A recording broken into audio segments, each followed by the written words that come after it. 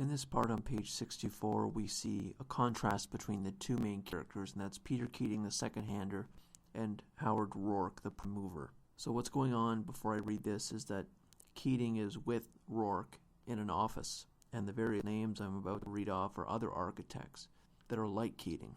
So now I'll read it. Keating felt naked. Davis, Stengel, Franken meant nothing here. People were his protection against people. Rourke had no sense of people.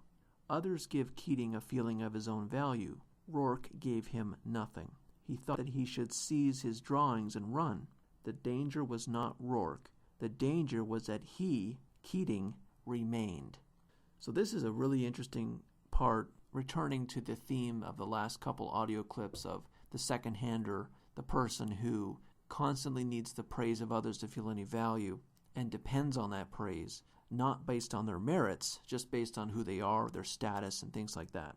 Whereas the prime mover has his own motivations and has an interest, selfish interest in what they do.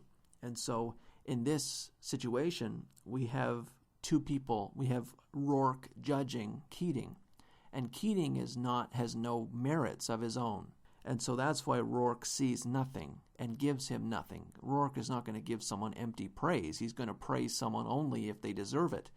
Keating deserves no praise at all. And because of that, it reminds Keating, in the presence of someone like Rourke, Keating is reminded of his emptiness. Rourke is not playing the game. And so Keating wants to run out of there because Rourke is making him feel like he really is. He's making him feel reality, and that's that he is insignificant and that he has no merits to call his own.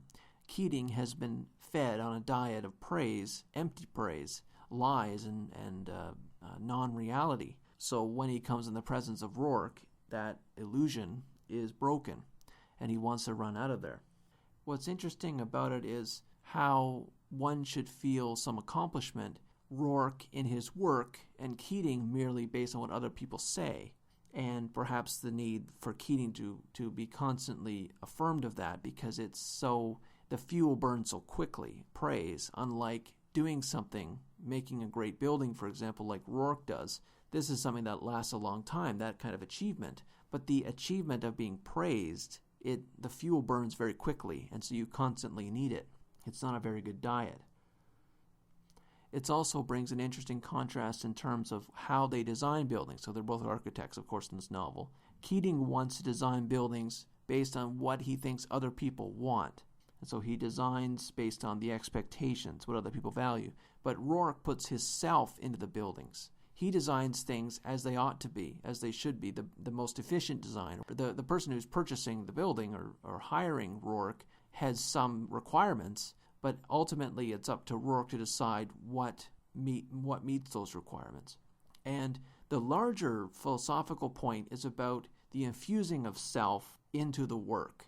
And for Rourke, that is evident. But for Keating, he's not infusing his self because he has no self. He is only the opinions of others. Now you think of his soul being constructed here and what his soul is made of. It is merely the what other people think. And of course, that's why when Keating goes to design buildings, he can only design buildings based on what other people think, what the public will view his buildings or what various writers will say about his buildings.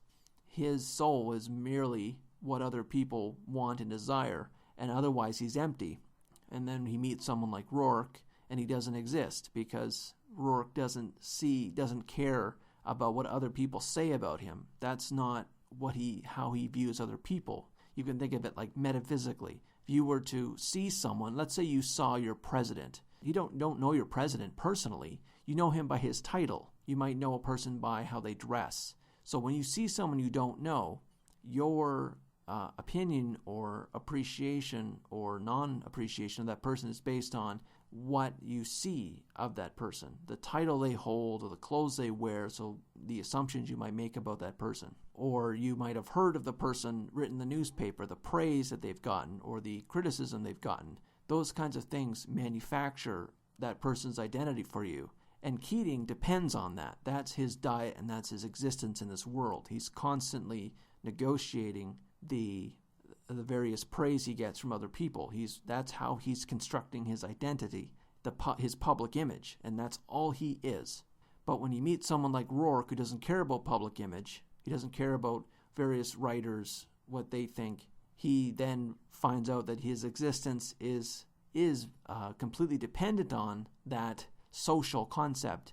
And when he meets someone like Rourke, then that all dissipates and he feels empty and like a zombie. For Rourke, his identity is self-made, and that's one of Rand's concepts is self-made soul, is what she says. And for those who don't know, she wasn't religious, so she doesn't believe in a soul like a religious person would, but using it just as like the same thing as identity. And for Rourke, then, his self is in his control. It's not based on this social image or public image. It's based on what he wants to do. It's based on his ego. Ego is a bad word today, but that's all the same thing would mean for soul. His person, his identity, his ego, his soul is created by him. It's under his control. He does things because he enjoys doing them.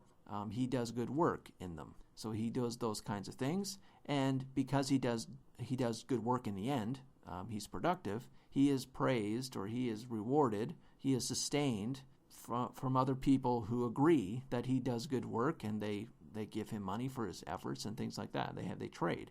So it's under his control. It's not built on the precarious opinions of others, unlike Keating, who's skittish in most of the book because he is constantly having to be worried about public image. So I think it's a very good contrast between the two characters there. And if I could put a finer point on this, what is being contrasted or what is being urged is that for Keating, he wants judgment to be society. He doesn't want Rourke judging him personally. He doesn't want judgment to be in the individual. He doesn't want a person to make up their own mind about another person. He wants the social opinion or the public image or the judgment of the newspapers or some other larger social concept to be what matters, and that anyone who meets Peter Keating should address him based on the opinion of the wider group, not to judge him based on what the person thinks that meets Keating, but he wants to be judged based on the larger opinion. But Rourke doesn't care about that, and Rourke judges people based on what he thinks of them.